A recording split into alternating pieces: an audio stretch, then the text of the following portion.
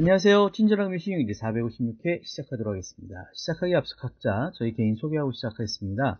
저는 예금보험사 서민금융진흥원 하나은행에서 금융교육을 진행하는 JP금융연구소의 정순호 소장입니다. 반갑습니다. 네, 반갑습니다. 생활경제교육을 제공하는 복숭아나무의 이봉무입니다. 반갑습니다. 반갑습니다. 이제 11월도 중순을 이제 지나가고 있는데 요즘 좀 또 어떻게 지내시고 계시나요? 예, 오늘이 저한테 좀 특별하네요. 네. 올해 수업, 마지막 수업을 했습니다. 음, 김포에서. 네.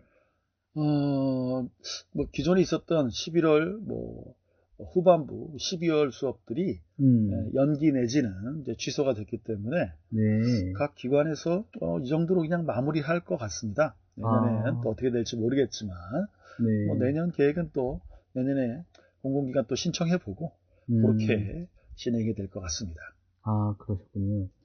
저는 사실은 엊그저께 증평공업고등학교에서 고3 수업을 처음 진행을 먼저 했는데, 이 친구들은 70% 정도가 이제 사회로 취업을 하게 된다라고 그러더라고요. 그래서 되게 의미가 있을 것 같았고, 되게 전달하고 싶었었는데, 일단 1시간 정도밖에 저에게 시간이 없었고, 끝나고 나서 이제 은행에서 이제 통장 개설을 이렇게 좀 하시는 것을 요청해 주셔가지고 진행을 했는데, 음, 아직도 되게, 금융에 대해서 아직 학생들의 그 느낌이 아직은 그렇게 좀 간절하게 와닿는 것 같지는 않구나라는 생각이 좀 들었고, 어떻게 하면 이 친구들 정말 관심 있게 할 수 있을 만한가, 좀 재미있게 진행할 수 있을까라는 우리들의 과제가 아닌가라는 그런 생각이 들었어요. 그래서 앞으로 계속 고3 특강이 좀 일단 담겨져 있는데, 고민이 되더라고요. 오늘도 이제 QR코드에서 끝나고 나면은 요즘에 핸드폰으로 다 강의 평가를 한다라고 하는데,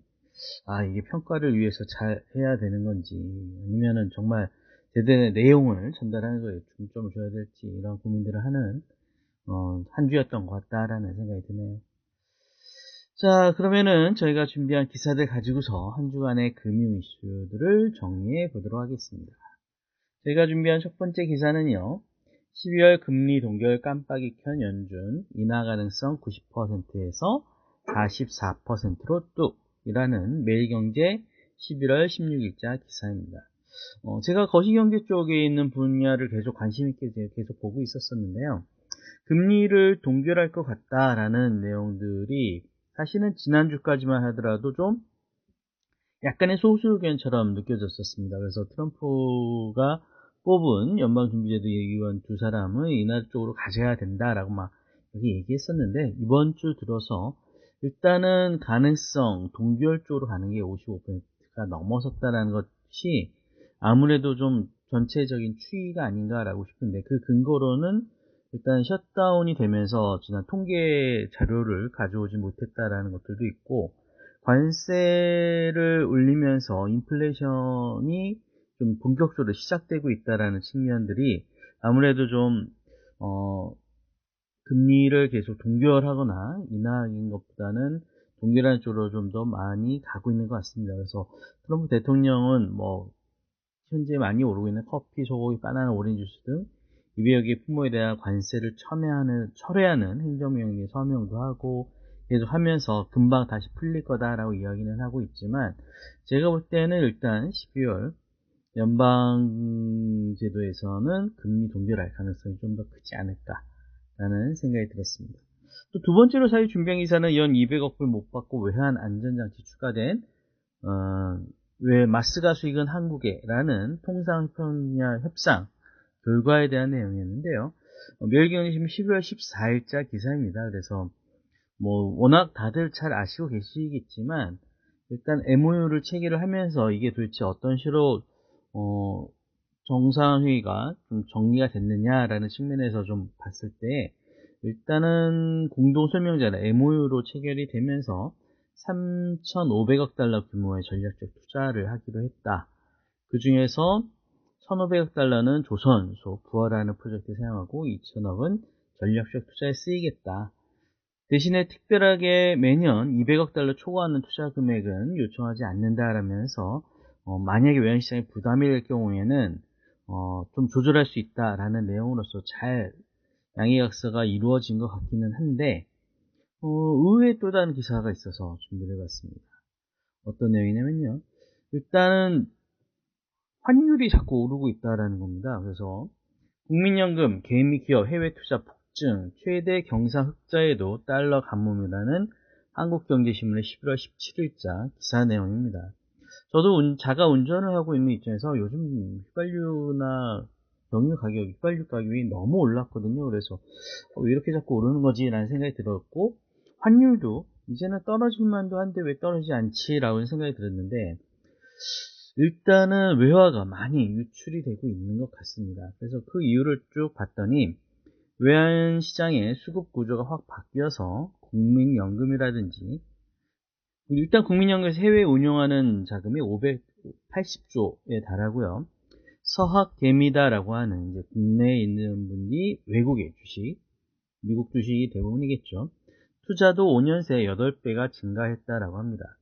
특히나 기업들의 입장에서도 상반기 해외 투자만 300억 불이 넘어섰기 때문에 저성장의 경제 펀더멘탈이 또 그렇게 좋지 않음에도 불구하고 외국인의 국내 투자에 비해 달러가 나가는 비율이 훨씬 더 높다라는 게 지금 현재 원화 시장에서 달러의 환율 상승이 가장 큰 원인인 것 같습니다. 특히나 과거에 코로나 등으로 해서 해외 여행이나 이런 것들 못했었는데 지금은 많은 분들이 해외 여행도 가시고요. 특히나 해외 투자 같은 경우에도 과거에 152억 달러 정도가 2020년 정도 기준이었다면은 작년 말에는 1161억 달러로 8배나 증가했다라고 합니다. 특히나 성장은 악화되고 있는데 달러는 이런 식으로 계속 유출이 되는 악순환이 계속 이어지고 있어서 장기간의 침체를 겪는 일본처럼 우리나라도 조금 조심해야 되겠다라는 이야기들이 나오고 있는데, 일단은 아무래도 많은 사람들이 해외 투자를 하고 있어서 이런 것들이 결국 우리 국내에 달러를 가격이 오르게 되는 원인이 되지 않나. 그래서 이런 것들은 금방 해소될 수 있는 내용들이 아니기 때문에요. 뭐 조금 좀 지켜보면서 추이를 좀 봐야 되지 않을까라는 생각이 들었습니다. 네 번째 기사는요. 국민 10명 중 6명 주택 소유, 수도권 집값은 8.7년치 연봉이다라는 11월 16일자 매일경제신문의 기사입니다. 그래서 일단 주거 관련해서 수도권 집값이 한 9년 정도의 연봉 정도밖에 안 되나? 라는 생각이 얼핏 들어가지고 내가 사실은 내용을 살펴보게 됐는데요. 일단 지난해 10가구 중 6가구는 자가를 보유한 것으로 나타났다라고 얘기하고 있고요. 그 다음에 자가 가구의 주택 가격은 연소득이 6.3배 정도이다. 수도권은 8.7배이고, 그렇다면은 한 푼도 쓰지 않고 8.7년을 모아야 수도권에 집을 살 수 있다라는 내용이어서 대충 한 연봉 5천 정도 따지면은 4억 5천 정도 집값이란 얘기인가라는 생각이 들어서 좀 너무 작은 게 아닌가? 라는 생각이 들어가지고 사실은 좀 이 얘기 한번 살펴봤었습니다. 아무튼 요 연봉을 집을 사는 사람들의 연봉이 또 다를 수도 있으니까요.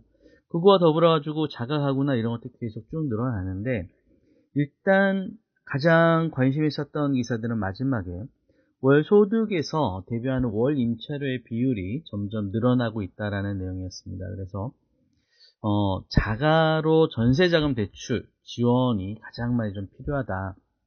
게 40.6%, 월세 보조금 지원이 19.5%, 주택 구입 관련된 대출 지원이 18%여서 일단 전세자금의 대출을 좀 많이 해줬으면 좋겠다라는 요청사항이 있구나라는 생각이 들었는데, 전세 물량이 일단은 없는 입장이고, 그렇다면 이제 월세 보조금에 대한 지원은 어떤 식으로 이루어질 수 있을까라는 생각이 들어가지고 주택과 관련된 문제에서는 앞으로도 많은 큰 고민이 있지 않을까라는 생각이 들었습니다. 마지막 기사는요, 청년 미래적금 정부 지원이 6에서 8% 늘어난다라는 매일경제신문의 10월 14일자 기사 내용입니다. 일단은 과거에 청년이 매달 50만원씩 3년간 돈을 모으면 정부는 한 108만원 정도를 지원해주는 6% 방안이었었는데, 그게 아닌 8%를 올려서 144만원을 추가로 지원하는 방안이 유력한 것으로 나오고 있다고 합니다. 그래서 청년 미래적금은 매월 50만원씩 3년 동안 총 1,800만원을 가입할 수 있으며, 가입했을 경우에 약 8%의 기여금을 받을 수 있다는 것과, 만약에 중소기업, 예를 들어 입사한 지 6개월이 안 된 신입은 기여금 비율을 15%까지 우대한다라고 얘기하고 있습니다. 그래서 아무튼 내년에 시행이 될 것 같은데, 시행이 됐었을 때 청년이시라면은 뭐 이런 것들을 이용하셔가지고 미래적금을 통해서 좀 어느 정도의 좀 목돈을 모으실 수 있는 계기가 됐으면 좋겠다라는 생각이 들어서 기사 내용을 준비했습니다. 혹시 추가로 하실 말씀 있을까요? 네, 특이사항은 없습니다. 네.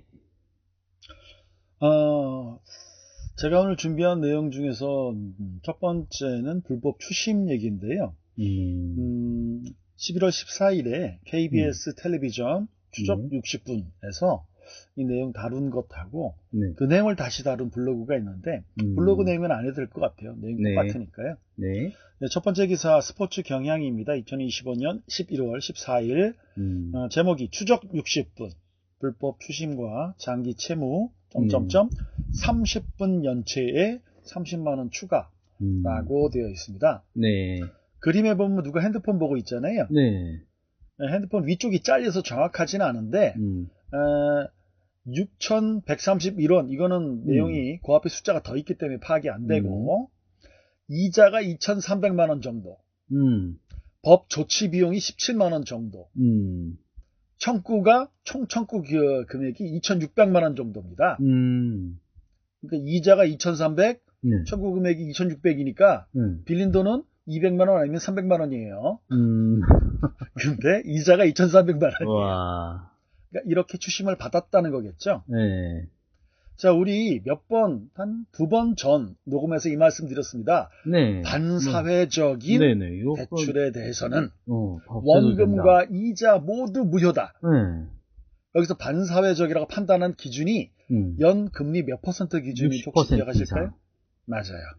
법정 최고금리 20%의 3배, 60%까지는 아니지만 60%를 초과하면 반사회적이기 때문에 원금도 무효, 이자도 무효. 만일 20%를 초과하고 60%가 안 된다. 네. 예를 들어서 50%다. 그러면 어떻게 처리될까요? 20%만 내라. 그쵸. 연 이자 20%까지는 유효. 그 이자는 내야 돼. 근데 그거보다 초과한 거는 무효죠. 네. 근데 그거는 법이 그렇다는 얘기죠. 그렇죠. 예, 실질적으로 여러 가지 일이 벌어지고 있다라는 게 추적 60분의 얘기입니다. 간단히 보겠습니다. 네. 자, 14일 날 저녁에 추적 60분 했습니다. 저 이거 잠깐 보다가 불편해가지고 중간에 그냥 틀었어요. 그리고 나서 나중에 이걸 다뤄야겠다 생각한 건데 제목이 불법 추심과 장기 채무 나는 빚쟁이입니다. 보기만 해도 우울하지 않습니까? 완전. 근데 이거를 왜 봐야 되지? 저희는 직업이라서. 그렇죠. 이게 지금 애로사항이 있는 겁니다. 네. 자, 정부의 강도 높은 가계대출 규제로 대출받기 쉽지 않은 요즘. 이 기사가 약간 이상해요. 물론 이 기사 쓰신 분이 금융에 대해서 잘 모르시는 분일 거예요. 오류도 있는데 좀 이따 받아드릴게요. 여기 지금 남자분이세요, 기자가. 네. 마치 은행에서 대출을 쪼기 때문에 불법 사채로 많이 갔다. 이렇게 주장하는 뉘앙스가 있는데 저는 꼭 그건 아닌 것 같거든요. 담보가 없는 서민들이 은행 대출 문턱은 높다. 당장 생활이 필요할 돈 빌릴 곳을 수소문해 보지만 쉽지 않은 서민 대출. 그들은 어떤 요인이 차지하고 있을까? 그냥 조금 자극적으로 만드실 것 같아요. 내가 생활비가 부족해요. 그래서 대출을 찾아야 돼요. 그러면 어떤 곳을 먼저 찾아야 될까요? 은행에서는 안 빌려줄 거 아니야. 그렇죠, 그렇죠. 은행에서 생활비 카드사 이런 애들이겠죠. 그쵸? 서민금융진흥원 이런 데. 기본적으로 생활비가 부족해서 대출을 찾으시면 안 됩니다. 왜요? 생활비라는 건 지금 당장 써야 되잖아요. 그렇죠. 지금은 당장 써야 되는 급한 돈을 해결하려고 대출을 찾는다? 그럼 당연히 불리한 대출을 선택할 수밖에 없잖아. 왜? 빨리 받아야 되니까. 자, 보겠습니다. 소액을 빌려드린대요. 특히 피해는 소액 대출. 아까 보셨잖아요. 위에 있는 핸드폰. 빌린 건 200만 원이 300만 원 사이인데 이자가 2,300만 원. 자, 불법 대부업체와 불법 추심. 인터넷에서 쉽게 찾을 수 있고 하지 말라고 하면 꼭 많이 하시죠. 인터넷 쉽게 찾을 수 있는 소액 대출 광고 100만 원 안팎의 소액을 담보도 없이 빌려주는 이런 대출은 누군가의 일상을 만지기도 한다. 제주도에서 귤농사 하시는 분들이 은행 가는 게 쉬울까요? 어려울까요? 어렵겠죠. 어렵다는 거죠. 그러니까 가장 쉽게 접근할 수 있는 방법은 뭡니까? 핸드폰이지. 이분도 지금 대부업체에서 70만 원 빌렸대요. 담보로 최 씨 지인의 연락처. 자, 와. 그러니까 이건 신용대출이 아니에요. 네. 담보대출이에요. 네. 무슨 담보대출이에요? 내 아는 지인들. 사람들이 전화번호가 담보죠. 이게 말이 됩니까? 음. 기본적으로 출발을 잘못하신 거죠. 그리고 차용증을 든 얼굴 사진을 요구했다. 와. 중국 사람이에요. 진짜. 그렇게 원금을 100만 원을 빌려서 자, 이상하죠. 아까 에서는 70만 원을 빌렸다고 그랬는데 지금은 또 원금이 100만 원이래. 이게 뭘 의미할까요? 늘었나요? 그 차액 30만 원은 뭡니까? 선이자. 이거는 경험이 없으셔야 돼요. 이걸 아는 것 자체가 인생이 피곤한 겁니다.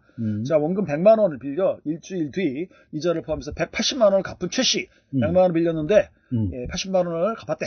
네. 업체는 연체로 30만 원을 추가로 요구했습니다. 왜요? 약속한 시간보다 30분 늦게 돈을 보냈다는 이유였습니다.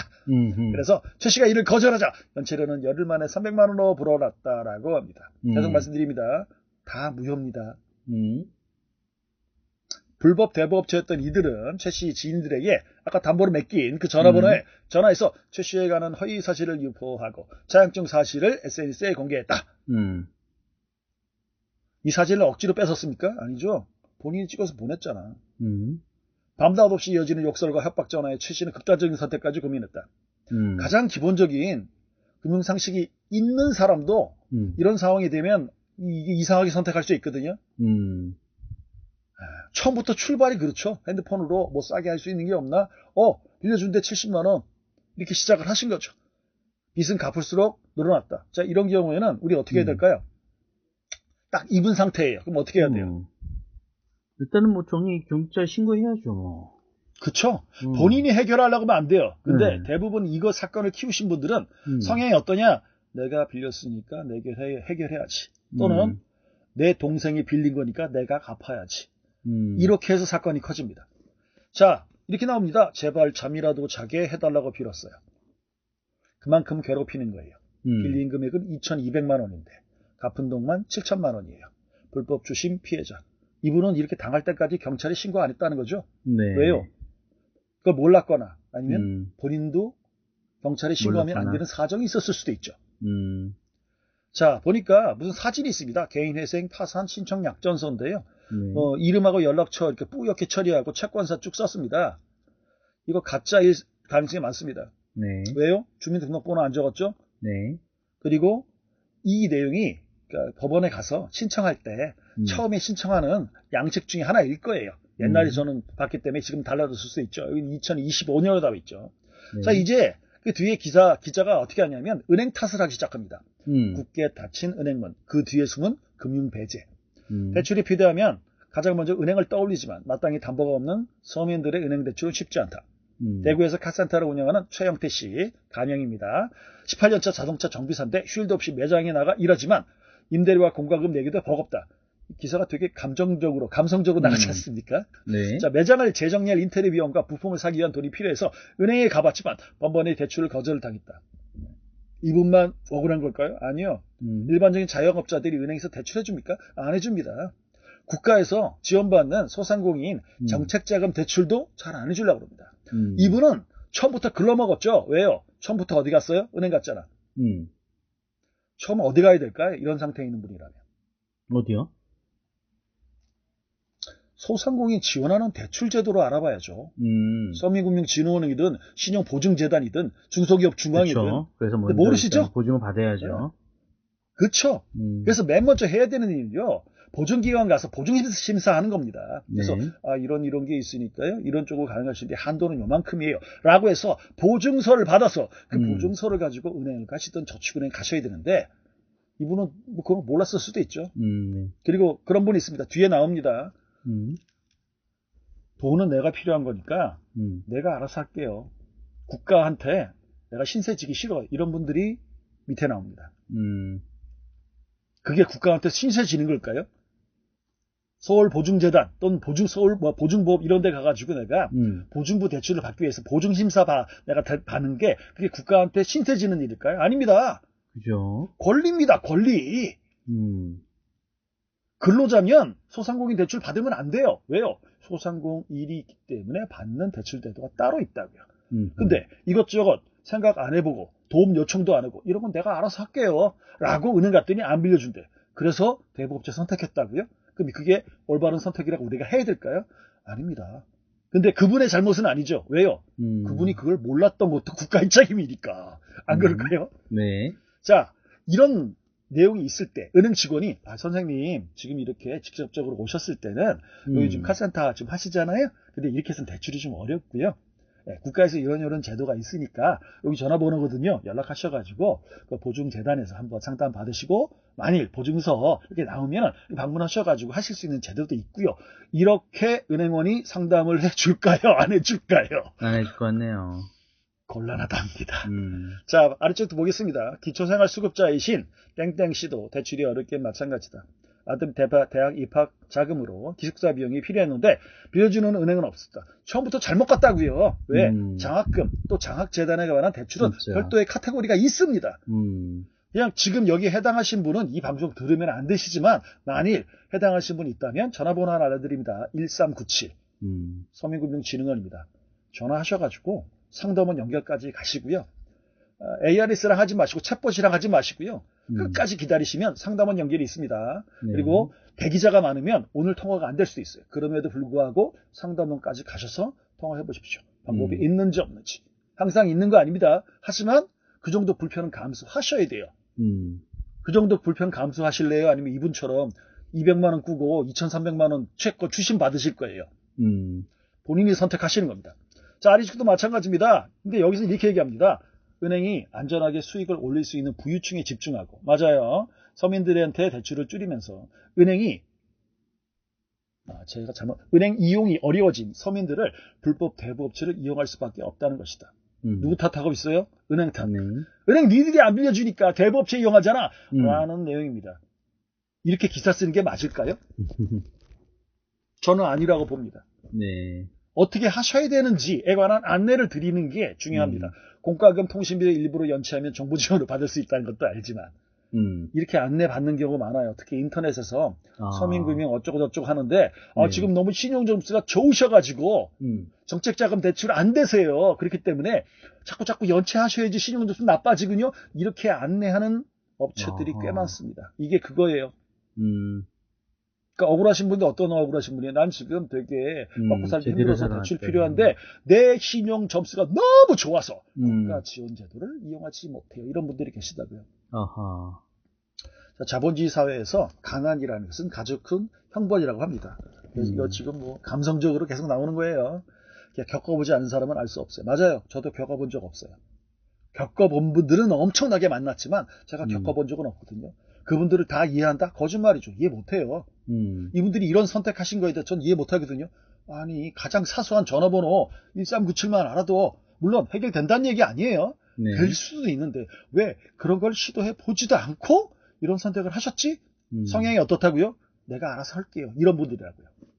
자, 그리고 우리 기사에서 했던 게 나옵니다. 네. 오랫동안 죽지 않는 채무. 원래 상사채권은 5년 만에 죽는다고 그랬어요. 네. 근데 문제는 되살아난다는 거죠. 한번 보겠습니다. 여기도 오류가 있는데요. 서민들의 발목을 잡는 오래된 빚 장기연체 채무. 이거 국가가 바꾸려고 했죠. 두 단계로. 첫 번째는 금액 작은 거, 오래된 걸로 완전히 없애주는 걸로 채권 소각하는 거. 두 번째는 지금 난 그거죠. 너무 많이 받으면 무효가는 거. 이렇게 나와 있습니다. 서민들이 자금 융통이 어렵게 된 이유 중 하나는 장기연체 채무, 즉 과거에 진 빚이 있다는 것이다. 자, 땡땡씨는 최근 한 대부업체로부터 2002년에 빌린 200만 원을 갚으라 라는 전화를 받았습니다. 이거 예전에 우리 다뤘습니다. 2002년이니까 20년도 지났죠. 그럼 죽었어야 되는데 안 죽은 거지요. 왜? 소멸시효 중단이 됐기 때문에.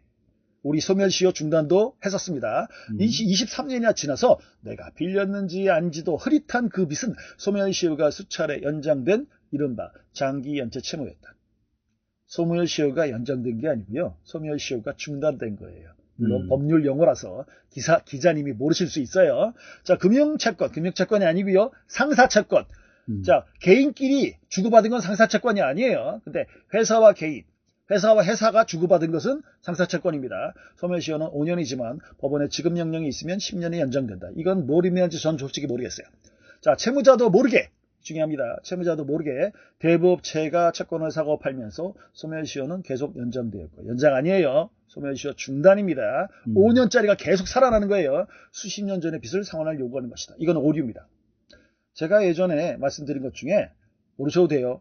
소멸시효 중단 사유가 있었는데 소멸시효 중단 사유를 네이버에 찾아보시면 주요 소멸시효 중단 사유는 청구, 압류, 가압류, 가처분, 승인이 있었고 제가 말씀드렸던 요거는 아마 바꿀 수도 있을 것 같아요. 법을 다 바꾸진 못하지만 만일 바꾼다면 소멸시효 중단 사유 중에 승인 이 부분을 바꿀 것 같아요. 승인이 뭔데요? 자, 대부업체가 23년 된 채권을 받고 이건 죽었잖아. 이미 죽었거든요. 근데 전화하는 거죠. 뭐라고요? 갚으시라고. 200만 원이라고. 그러면 전 2억도 못 하는데 그러면 이제 뭐 사진 찍어서 보여주고 이 당신 거식이잖아. 당신 채무 차용증이잖아. 여기 지금 당신이 도장 찍어 보이지? 이렇게 사진 이미지를 보면서 아니 지금 당장 200만 원 갚으라고요. 돈이 없어요. 그럼 조금이라도 갚으라고요. 이게 미끼라고 그랬죠. 그래서 내가 5만 원이고 10만 원이고 갚으면 어떻게 된다고요? 아까 얘기했던 소멸시효 중단 사유 중에 어디에 해당한다? 승인. 그래서 죽었던 놈이 되살아난다. 이게 현재 이 문제라고요. 가장 큰 문제 중에 하나라는 거죠. 근데 여기서는 뭐라고 나왔냐? 그게 아니라 지금 이 대부업체끼리 채권을 주고받고 사고 팔면 하면 소멸시효가 연장된대요. 법적 근거가 없는데 연장된 게 아니에요. 이미 죽어 있는 거야. 근데 그거를 전화해서 소액이라도 받아내면 승인에 해당하기 때문에 그때 소멸시효 중단이 다시 시작된다는 거죠. 좋게 얘기하면 부활하시는 거죠. 이건 바꿔야 돼요. 불합리한 게 맞아요. 근데 이 기자분은 그냥 쓰셨어요. 이거는 오류예요. 아래쪽에 보겠습니다. 오늘 기사 이거 한 개나 두 개밖에 못하겠네요. 자, 이 상태가 문제냐 아니냐 문제입니다. 하지만 말씀드렸어요. 이 상태로 가기까지 채무자 돈 빌리신 분은 잘못한 게 없냐? 있어요. 왜요? 자기가 혼자 해결하려고 했잖아. 도움을 요청하지 않았잖아. 도움 요청하셔야 돼요. 나는 그렇게 인생 살지 않았다. 이런 분들 많단 말이야. 자존심이 있으셔서. 자존심 내세우시면서 아까 그 추심 받으실래요? 아니면 도와달라고 요청하시고 지금보다 훨씬 더 나은 삶은 사실래요? 선택하시라는 거죠. 자, 밑에 보면 이런 게 있습니다. 계속 나오는데요. 좀 개인적으로 이런 거 보시는 걸 추천드리진 않아요. 왜 기분만 나빠지거든요. 자, 캠코 얘기가 나옵니다. 장기 연체 채무를 사들이고 정리하는 공공기관은 한국자산관리공사 캠코입니다. 이거 좀 사들여가지고 매각하거든. 소각하거든요. 근데 이거 잘 안 팝니다. 대부업체가. 제가 금융위원회 들어가서 관련된 서류 보도자료 봤더니 캠코가 예를 들어서 200만 원 받을 수 있는 채권이에요. 그럼 캠코가 200만 원을 사줄까요? 그건 아니지. 그렇죠.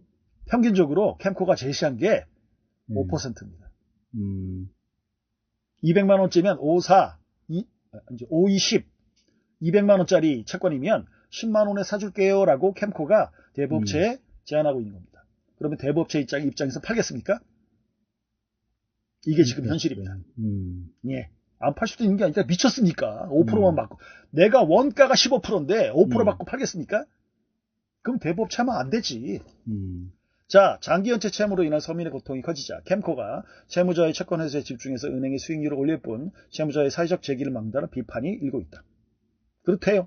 그래서 정부가 세도약 기금을 사업을 통해서 7년 이상, 이게 우리가 첫 번째 봤던 그겁니다. 7년 이상 5천만 원 이하에 해당하는 금융취약가치권 장기 연체 채무를 어떻게 해요? 매입해서 부분 또는 전부를 소각할 거다. 당신이 빌리신 차용증을 저희가 사가지고요. 불태워버릴게요. 무슨 뜻입니까? 안 갚아도 된다는 뜻이죠. 그랬을 때 뭐가 나왔습니까? 아니, 연체한 사람은 봐주고 나처럼 꾸준하게 갚는 사람은 그러면 손해보라는 거냐? 라고 해서 관련된 제도도 나왔었죠. 자, 요거는 요 정도까지만 하겠습니다. 네. 특별하게 내용이 있는 건 아닌데요. 제가 드리고 싶은 말씀은 하나예요. 본인이 해결하지 못하는 사태가 있을 수 있습니다. 그러면 도움을 요청하셔야 돼요. 비굴한 거 아니에요. 돈 앞에 비굴한 건 없어요. 내가 모르는 뭔가 있겠다. 뭐 그럴 수도 있겠죠. 근데 한번 이렇게 불법 대부업체 이용하시면 그 이후에는 정상적인 업체가 이용하려면 굉장히 힘들어요. 그러니까 중간에 우리 한번 욕먹었던 패스알론 15 있잖아요. 네. 그런 거 이용해가지고 정리되기 전까지는 은행 거래 못 하십니다. 그래서 본인이 어떠한 경로로 통해서 이런 거래를 하시게 됐든 상관없이 본인이 감당이 안 되시면 도움을 요청하시는 거예요. 그리고 우리 채무 조정하시는 분들한테 안 좋게 보시는 분도 계시잖아요. 돈 많이 빌리고 떼먹는다고. 사람마다 진짜 떼먹으려고 그 제도 이용하는 사람이 있습니다. 그럼에도 불구하고 내가 해결이 안 되면 도움을 요청하시면 돼요. 그러면 상담해주는 쪽에서 이거를 정리할 수 있을 정도가 되면 방법을 알려주고요. 도저히 방법이 없으면 마지막에 뭘 안내할까요? 채무조정 가셔야겠는데요. 그래서 빵! 0으로 만든 다음에 새 출발하시는 거예요. 그거를 인생 끝장났다 이렇게 생각하시면 안 돼요. 새 출발을 하도록 만들어주는 제도, 원래 국가에서 있는 제도입니다. 그래서 반드시 여기 해당하지 않으신 게 첫 번째예요. 아무도 이 녹음 들으신 분들은 여기 해당하시면 안 됩니다. 혹시라도 주위에 그런 분들이 있으면 요청하시라고요. 금융감독원 1332 전화하셔서 상담하셔도 되고요. 아니면 서민금융진흥원 1397 전화하셔도 됩니다. 예. 자, 두 번째 기사는 짧게 하겠습니다. 두 번째 기사는요, 중국 사람인데요. 경향신문입니다. 제목이 중국판 조희팔. 요즘 청년 중에 조희팔 모르는 사람 많아요. 그게 그죠? 누굽니까? 그렇죠. 자, 영국서 징역 11년 8개월 리버랜드 여왕 꿈꾸던 사기꾼입니다. 내용이 길어서 그냥 간단히 말씀드릴게요. 중국 아줌마입니다. 근데 중국 안에서 사기를 쳤어요. 폰지 사기였답니다. 사기친 내용은 카테고리는 중요하잖아요. 여기 이렇게 나옵니다. 당시 안후이성 허페이에서 건강보조식품과 고수익 투자상품을 내세워서 전형적인 불법 다단계 사건이 발생해서 수천 명의 피해가 생겼습니다. 이 아줌마 첸츠미는 이 조직의 핵심 설계자이자 운영자 중 한 명인데 문제는 사건이 터지자 이 아주머니가 당연히 펀드 투자니까 현금이 쭉 들어왔겠죠. 그죠. 그리고 다시 다단계로 모집한 사람한테 수당을 줬겠죠. 네. 그리고 나서 중간에 튀어야지 하면서 지금 모인 현금 갖고 튀었는데 튈 때 위하나 가지고 튀면 이게 지금 외국 나라 쉽게 쓸 수 있으니까 없습니까? 없죠. 없습니다. 그래서 이거를 돈 세탁을 했습니다. 뭘로 했을까요? 비트코인으로 했습니다. 그래서 이분이죠. 예, 이분이 노트북 한 대만 들고 국경을 넘었어요. 아하. 이 노트북 안에 뭐가 들었을까요? 지갑이 들었겠죠. 예, 비트코인 들어있는 지갑이 들어있는 겁니다. 예, 근데 맨 아래쪽에 보시면 그 가치가 지금 돈으로 9조입니다. 와하. 그러니까 9조짜리 노트북을 들고 여기저기 도망다니면서 결국 영국에 갔었는데 영국에서 오래 있다가 누군가한테 들켰어요. 이 사람은 들키지 않으려고 계속 집에만 있었대요. 근데 예, 소문은 그냥 날아다니잖아요. 영국 경찰이 찾아가가지고 체포를 했습니다. 놀러 다녔네요, 중간에. 이러면 잡히죠. 그래서 말씀드렸잖아요. 사기 치실 분은 나중에 해외 도피하실 때 어디로 가셔야 된다고? 알래스카. 계속 집에만 있을 수밖에 없게. 이분이 지금 놀러 다녔어요. 이건 잡혀도 싸네요. 자, 그래서 이분 같은 경우에는요, 사기를 이렇게 쳤는데 영국에서 11년 나왔습니다. 왜 11년 나왔을까요? 우리 권도영 씨 기억나시죠? 네. 비트코인을 어떻게 했을까요? 영국 정부에 남겼죠. 영국 정부가 날로 호로록 9조 원어치 비트코인을 가져갔습니다. 이거 중국 사람한테 돌려줄까요? 안 돌려줄까요? 진짜 돌려줘야 되지 않나? 그래서 소송 준비하고 있답니다. 네. 피해자들이. 근데 이 피해자들도 이 사람들도 난 사람들이에요. 그러면 얼마를 돌려받아야 되냐? 원금이냐? 아니죠. 내 원금이 들어가서 지금 뭐가 됐어요? 그치. 비트코인이 됐죠.